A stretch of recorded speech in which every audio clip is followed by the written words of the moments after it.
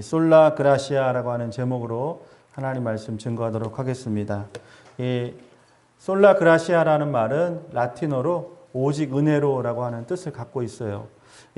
종교개혁을 일으킬 때 5가지 신앙의 고백을 가지고 이 운동을 일으켰습니다. 무엇입니까? 오직 은혜, 오직 믿음, 오직 예수 그리스도, 오직 하나님께 영광, 오직 하나님의 말씀이라고 하는 표제를 가지고 정말 높디 높은 중세 교회를 향해서 정말 그 선각자와 같은 믿음의 용사들이 그 개혁을 일으켰지요. 이 성경을 찾아보니까 은혜라는 말이 많이 나오더라고요. 몇 번이나 나올까요? 많이 나와요. 여러분 이제 요즘 계속 우리가 성경 온라인으로 성경도 읽으시도록 우리가 공동체 성경 읽기 하고 있는데 그 성경을 읽으면서도 은혜라고 하면은 벌써 다 귀에 들어오잖아요. 다른 구절보다 은혜. 성경을 여러분 읽으시는 분 많이 계시죠? 여기 성경책을 이렇게 책으로 찾아 읽으시면서도 은혜 하면 눈에 딱 들어오죠. 또 어떤 분은 필사를 지금도 계속 열심히 하세요. 그 성경 필사. 그러면서 많은 단어들이 있지만 그 중에서도 은혜 하면 떠오르는 말이 있습니다. 이와 비슷한 단어가 은총이죠. 은총이라는 단어는 42번이 나옵니다. 자비라는 단어는 35번이 나와요. 그러니까 말하자면 은혜, 은총, 자비 다 같은 어원을 갖고 있는 비슷한 의미인데 이렇게 성경에는 곳곳에 은혜라고 하는 단어를 많이 쓰죠. 구약에서는 이것을 헤세드라고 하는 단어로 사용합니다. 이 뜻은 사랑한다, 연모한다 또는 하나님의 친절, 인자, 자비를 헤세드라고 하는 단어를 써요. 그러니까 우리가 성경에서 가장 핵심적인 것이 무엇인가 하고 신학자들마다 단어를 이렇게 표현할 수 있고 주장할 수가 있는데 여러분 그 공통분모가 은혜가 빠지지 않는다는 거예요. 헤세드가 아니면 하나님의 은혜가 아니면 여러분 우리가 어떻게 살아갑니까? 이 지구, 우리가 살고 있는 이 땅, 우리의 가정, 나의 삶 지금까지 살아오면서 논리적으로 따질 수 없는 정말 수없이 많은 변수들 속에 내가 이 자리에 있다라는 것 그것은 답이 없어요. 하나님의 은혜, 하나님의 전적인 사랑, 나를 향하신 자비하심, 인내하심, 돌아보심밖에 없다라고 고백하는 거예요. 여러분도 지금까지 살아온 삶이 헤세드로 고백되기를 원하십니까? 여러분 근데 이 헤세드라고 하는 단어가 출애굽기 20장 6절에 가면은 가장 명확하게 나오는데 하나님이 이 헤세드를 사용하실 때는 언제냐? 출애굽기 20장 6절 말씀을 함께 읽겠습니다. 시작. 나를 사랑하고 내 계명을 지키는 자에게는 천대까지 은혜를 베푸느니라. 여기서 보니까 은혜라고 하는 단어가 또 사용되죠. 뭐냐면 은혜라고 하는 것은 어떻게 보면 굉장히 추상적인 말일 수가 있어요. 그리고 교회 안 다니는 사람, 은혜를 전혀 체험하지 못한 사람은 그냥 일반적인 은혜를 얘기하죠. 그렇죠? 값없이 받는 사랑, 내가 한 것이 없는데 받은 큰 은총, 은혜라고 하는데 성경이 말하고 있는 헤세드는 뭐냐면 하나님이 우리를 향해서 그 약속을 지키신다라는 게 은혜라는 거예요. 할렐루야. 여러분 머릿속에 이제 이해가 되시죠? 성경이 말하고 있는 은혜, 자비는 뭐냐면 하나님이 약속하신 대로 언약대로 하나님은 신실하셔서 우리의 삶 가운데서 1.1핵도 흐리지 않고 변함이 없으시게 우리와 함께 하시고 도와주시고 우리를 천국의 길로 인도하신다라고는 확실한 방점, 마침표가 바로 은혜라는 거예요. 오늘 우리의 삶 가운데 하나님이 함께 하십니다. 하나님이 어떻게 하시는지 함께 하시는지 우리가 어떻게 알아요? 그렇죠? 오늘 출애굽기 20장 6절에 확실하게 우리에게 이 말씀을 통해서 보여주고 있는 것이죠.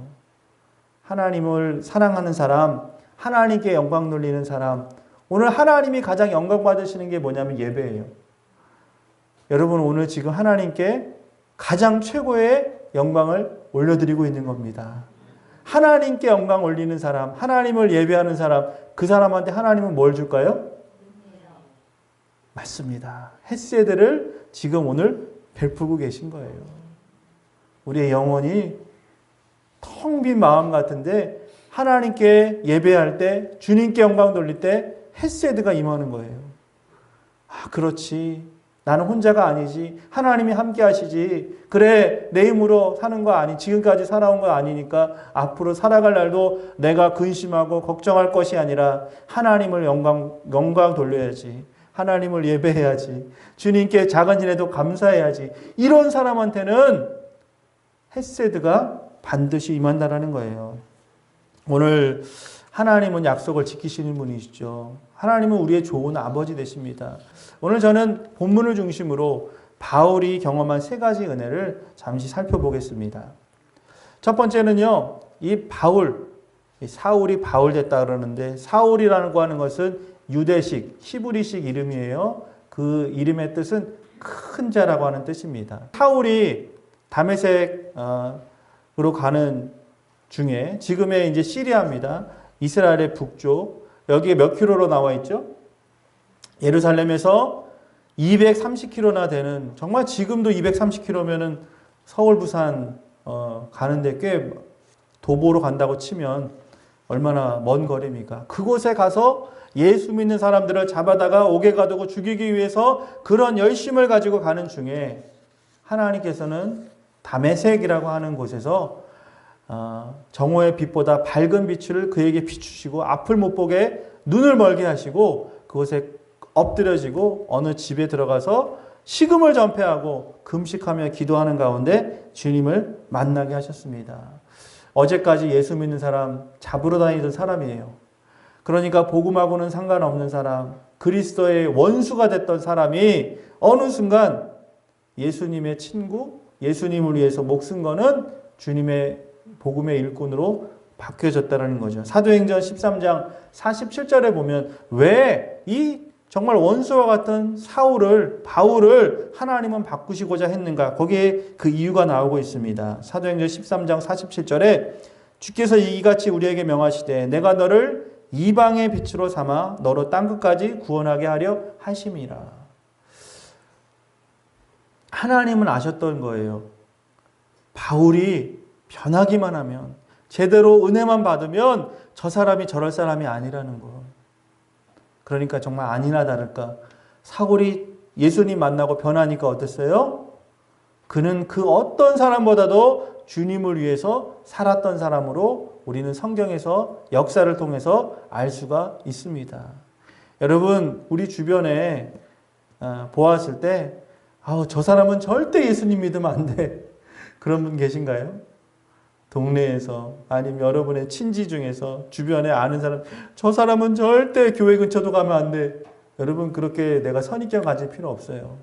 하나님이 보시는 눈은 다를 수 있습니다. 저 사람만 예수님 믿으면, 우리 가족 중에 저 사람만 정말 한번 제대로 예수님과 마주치면, 은혜 받으면 그냥 뜨뜻미지근한 못된 신앙들보다 정말 갓전엔 찐빵처럼 정말 주님을 위해서, 복음을 위해서 정말 순수하게 살아갈 사람들이 있을 수 있다는 거예요. 바로 사울이 그런 대표적인 사람입니다. 다메섹에 가는 길에 주님을 만났어요. 그리고 나서 자신이 철저하게 깨닫습니다. 디모데후서 15장 16절 그 말씀을 보니까 대표적으로 이렇게 말해요. 나는 죄인 중에 괴순이라. 그리고 16절에 보면 주님께서 나를 일체 오래 참으심을 보이셨다. 그러니까 내 자신이 예수 믿고 보니까 내 실체가 보이는 거예요. 내가 어떻게 과거에 살아왔는지. 예수 믿는 사람, 특별히 청년의 때 그 스데반을 잡아 죽이는데 증인 섰던 사람, 그리고 지금도 내가 주님을 믿는 사람, 예수 믿는 사람들을 핍박하기 위해서 동분서주하면서 정말 저 예루살렘에서 230km를 뛰어가고 달려가고 말 타고 가서 잡아다가 정말 하나님, 오직 하나님만 믿어야 된다라고 하는 그런 유대교적인 사고에서 갇혀 살았던 내가 이제는 눈을 뜨게 되고 주님을 만나게 됨으로 말미암아서 받은 하나님의 은혜를 여러분 평생 바울은 잊지 않고 살았습니다. 할렐루야. 이 다메섹에서 만난 하나님 그 부분이 여러분 큰 간증이잖아요. 나는 지금까지 사울의 입장에서는 내 나름대로는 최선을 다해 사는 거예요.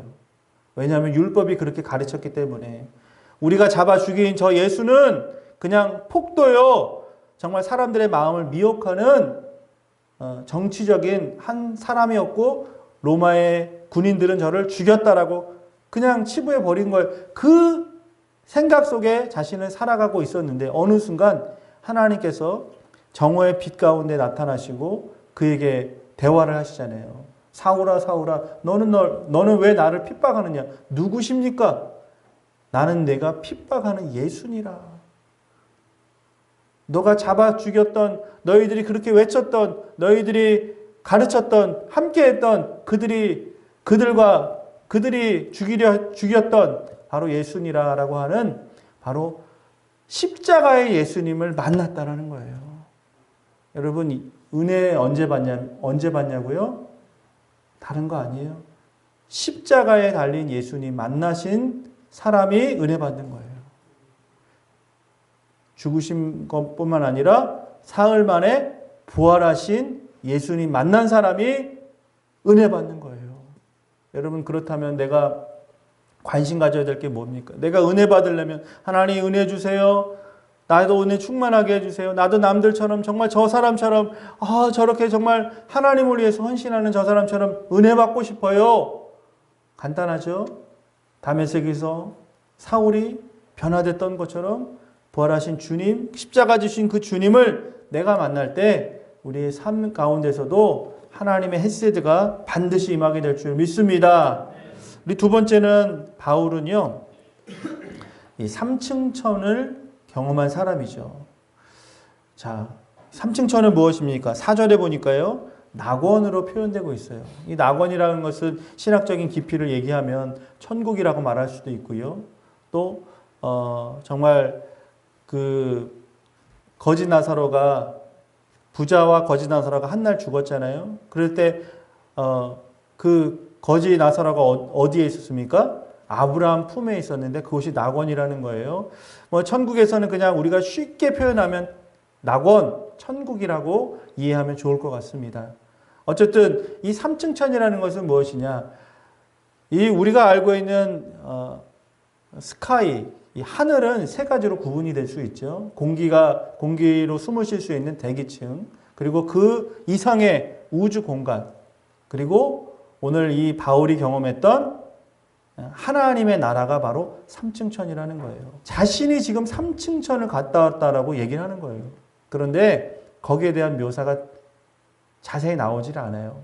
나는 3층천 갔다 온 것, 하나님의 나라를 어떤 상태에서 몸 밖에 있었는지 몸 안에 있었는지 그것조차 나는 모릅니다. 내가 갔다 왔습니다 아니고 내가 아는 어떤 사람이 3인칭을 하면서 얘기하는 거예요. 그것은 무엇을 얘기하냐면 여러분 내가 아무리 황홀경을 경험해도 은혜의 극치를 경험했을지라도 하나님 앞에서는 겸손해야 된다는 거예요.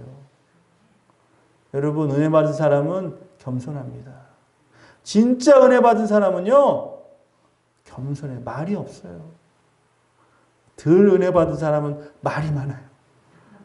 내가 뭐 했고 내가 이랬고 난 앞으로 이렇게 살 거고 난 대단한 사람이고. 여러분 밥도 정말 뜸을 들여서 그게 완숙이 돼야 되고 과일도 정말 후숙의 과정이 필요한 그런 과일이 있듯이 사람도 신앙도 설 익으면 먹을 수는 있지만 만족할 수는 없는 거예요. 모두가 해피하진 않아요. 그러나 하나님이 때가 됐을 때까지 내가 은혜 받았음에도 불구하고 엎드릴 수 있는 사람, 내 입을 다스리는 사람, 내 삶을 하나님 앞에 온전히 맞추는 사람은요 진정으로 하나님께 은혜를 누릴 수 있는 사람이라는 거예요. 여러분 하나님이 제일 싫어하는 게 뭘까요? 맞습니다. 교만이에요. 교만. 교만은 패망의 선봉이요 거만한 마음은 넘어짐의 앞잠이라고 잠언 16장 18절에 말씀하고 있습니다. 여러분 우리가 섰다고 생각하면 넘어질까 주의해야 돼요. 내 마음을 하나님 앞에서 가장 낮은 마음으로 정말 바울처럼 내가 천국을 경험했어요. 지금 3층천 갔다 온 사람이에요. 나 지금 끝내주는 사람이에요. 아무도 모르는데 나는 뭔가 있단 말이에요. 바울은 그렇게 하지 않았다라는 거예요. 그래서 7절에 그렇게 두 번이나 반복하죠. 자고하지 않기 위해, 자만하지 않기 위해, 교만하지 않기 위해 하나님은 나를 계속 다스리시고 나를 돌아보시고 내 입술로 죄짓지 않도록 나를 지금도 돌보고 계신다라는 것을 오늘 말씀하고 있습니다. 여러분 정말 그 은혜를 경험한 것도 내 노력이 아니잖아요. 여러분 바울은 이 바울의 서신을 보면 처음과 끝이 뭐로 시작되고 뭐로 끝나냐면 은혜와 평강이에요. 예수 그리스도의 은혜와 평강이 너희와 함께하기를 간구하노라. 마치면서도 또 은혜와 평강이 너희와 함께할지어다. 이 말은 무슨 말이냐면요. 하나님을 경험한 바울은 안전하서나 뭐예요? 은혜밖에 없다는 거예요. 사람을 만나든지 헤어지든지 내가 말을 시작하든지 말을 맞추든지 오늘 아침에 일어나서 아침에 눈을 딱 뜨면서 뭐예요? 하나님 은혜 감사합니다. 하루 일과를 마치면서 뭐예요? 하나님 은혜 감사합니다.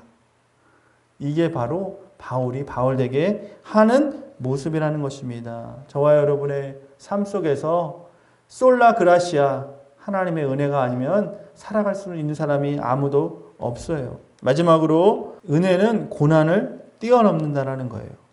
자, 여러분 우리 바울이 참 위대한 사람이라는 것 누구도 부인할 수가 없죠. 그런데 오늘 본문 말씀에 보니까 자신이 어떤 상황에 처해 있는지를 이야기하는 거예요. 자신이 약한 것 그것을 가리켜서 본문에서는 육체의 가시라고 이야기합니다. 많은 학자들은 그가 다메섹에서의 그 경험을 인해서 안과적인 질환인 안질이 있었을 것이다. 또 어떤 사람은 안질 정도면 육체의 가시라고 보다는 아마도 정말 몸이 꼬꾸라지는 정말 자신의 몸 육체 하나도 제대로 설 수 없는 간질이라고 하는 질병이 있지 않았을까라고 하는 그런 추측을 통해서 볼 수가 있지요. 여러분 바울은 혼자 사역하는 사람이 아니었어요. 그가 어떤 도움이 필요했기 때문에도 있었지만 특별히 의사 누가가 바울의 곁에서 정말 끝까지 함께 했는데 왜 그랬을까요?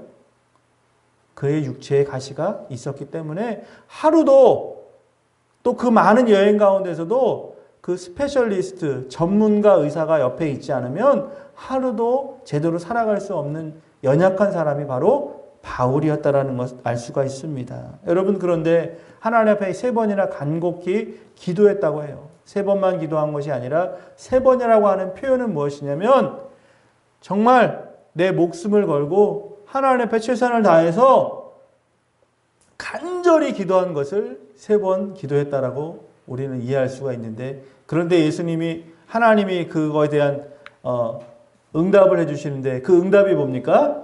고쳐줄게가 아니라 뭐예요?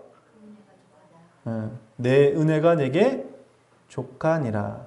이게 아주 고상한 표현이죠. 그러나 그 내막은 뭡니까? 안 고쳐줄 거야. 그냥 그렇게 살아. 여러분 하나님께 앞 기도하면 응답받아야 되는데 하나님 앞에 간절히 매달리면 다 만사형통해야 되는데 그렇지 않다라는 거예요. 그런데 바울은 내 은혜가 되게 족하다라고 말씀하신 것을 부정적으로 받아들이지 않고 아멘으로 받은 거예요. 하나님이시니까 헤세드니까 내가 지금 아픈 것도 하나님이 그대로 살라 그러면 은혜니까 내 불행도 사람들이 봤을 때 내가 느꼈을 때는 정말 죽을 일이고 한심한 일이고 내 앞길이 보이지 않는데 하나님 앞에 기도했더니 그대로 살아. 그게 은혜다라고 하시면 아멘으로 받을 때 더 큰 헤세드가 임한다라는 거예요. 여러분 육체의 가시 때문에 고통스러웠지만 바울은 그 사명을 완수했던 사람이라는 거예요. 내가 지금 당하는 육체의 가시, 내가 지금 당하고 있는 경제적인 어려움, 관계 때문에 정말 상한 심령 하나님 앞에 기도로 가지고 나아가시기 바랍니다. 그대로 두면 아무것도 아니에요. 그러나 하나님 앞에 그 문제, 그 어려움, 육체의 가시, 또 다른 곳에서는 스티그마, 내가 그리스도의 흔적이라고 표현하잖아요. 흔적은 뭡니까? 상처난 거예요. 내가 지금 아픈 것을 나도 알지만 남도 아는 거예요. 모두 다 지금 동감하고 있는 거예요. 그런데 그것을 하나님 앞에 기도할 때 하나님은 그것을 고쳐주실 때도 있지만 오늘 바울처럼 내 은혜가 내게 족하도다 할 때 여러분 더 큰 은혜가 앞으로 임할 것을 기대하시면서 하나님께 감사하시기 바랍니다. 여러분 위대한 우리가 성경의 인물들을 보면 다 건강하게 사는 거 아니죠? 여러분 이삭은 어땠습니까? 아들들 축복할 때 어땠어요? 자기가 낳은 자식인데 눈이 어두워서 얘가 지금 첫째인지 둘째인지도 구분 못하는 눈이 어두웠던 사람이 이삭이에요. 야곱은 어떻습니까? 정말 대단한 사람 아닙니까? 열정적인 사람 아닙니까? 그런데 하나님 천사와 씨름해서 환도뼈가 부러지고 나서는 평생을 고관절이 부러진 채로 다리를 저렸던 사람. 레아는 어땠어요? 시력이 약했어요. 모세는 어떻습니까? 언어장애를 가진 사람이었습니다. 요나단의 아들 무비보셋은 정말 그가 난 지 얼마 안 돼서 두 다리가 모두 장애로 평생 살아갔던 사람입니다. 여러분 더 많은 사람, 이 성경 안에 제대로 된 몸을 가지고 육체를 가지고 하나님을 섬겼던 사람은 정말 극히 드물고 대부분은 오늘 제가 말씀드린 것처럼 하나님의 사람일지라고 할지라도 육체의 가식을 모두 다 가지고 살았다는 것을 우리는 알 수가 있습니다. 여러분 그렇다면 우리의 오늘 신앙의 좁은 길을 걸어가며 하나님께서 큰 은혜를 이미 베푸셨어요. 여러분 육체의 가시가 있습니다. 이럴 때 우리는 어떻게 해야 됩니까? 오히려 하나님 앞에 감사하시기 바랍니다. 왜냐하면 그 육체의 가시 때문에 하나님과 우리의 사랑을 끊을 수가 없기 때문에 그렇습니다. 내 사명의 길을 그 육체의 가시가 절대 막을 수 없기 때문에 그렇습니다. 여러분이 아프시잖아요. 너무 힘드시잖아요. 약을 먹어도 낫지도 않고 병원을 가도 제대로 모르는 것 같고 내가 진짜 이러다가 어떻게 그냥 자다가 죽나? 그런 절망, 두려움이 엄습할 때도 있습니다. 그런데 오늘 바울을 본받으십시오. 내가 어떤 상황에 처해 있을지라도 나는 자족함을 배웠노라.